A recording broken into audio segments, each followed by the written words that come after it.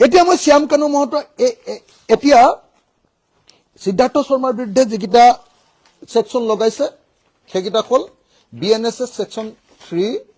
subsection 6 section 3 subsection 7 section 3 subsection 8 এইকেইটা হ'ল মানে একেলগতে লগ লাগি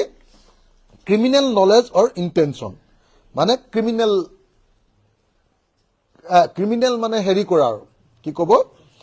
কনস্পিৰেসি ক্ৰিমিনাল কনস্পিৰেসি কৰিছিল মাৰ্ডাৰ 103 সাবসেকশন 1 মাৰ্ডাৰ হত্যা কৰা বুলি দিছে আৰু 316 subsection 5 criminal breach of trust বিশ্বাসঘাতকতা কৰা এগিটা লগাইছে শেখৰ জ্যোতিৰ ওপৰতো একেগিটাই লগাইছে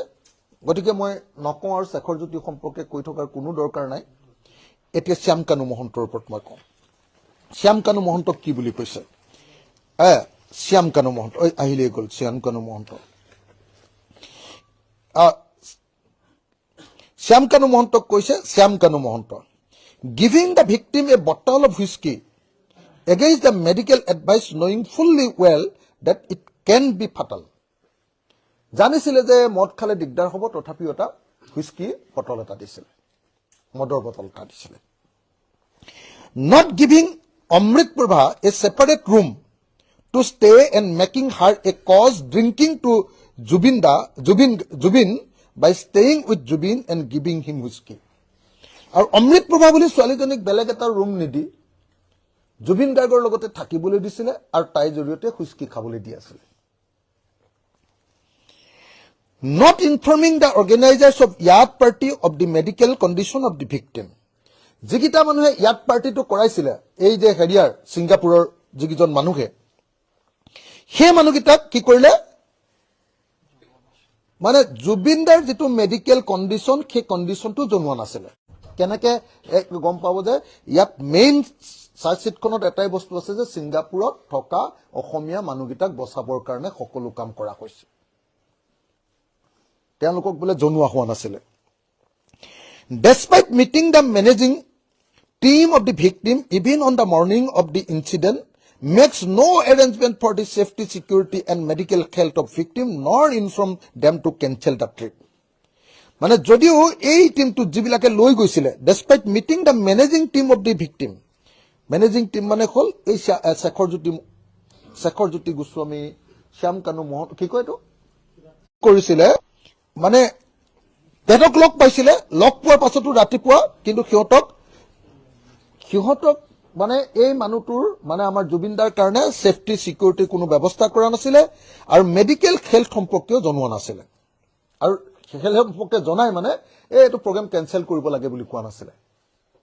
ইহঁতে যে লৈ গৈছিল কেনসেল কৰিব লাগে বুলি শ্যাম কানুৱে কোৱা নাছিল since the Assam Association president to the Yat but did not ask him to cancel the event despite the public medical advisory of the victims doctor that he is an epilepsy patient Assam Association president of Yat khonle পঠিয়াই দিছিল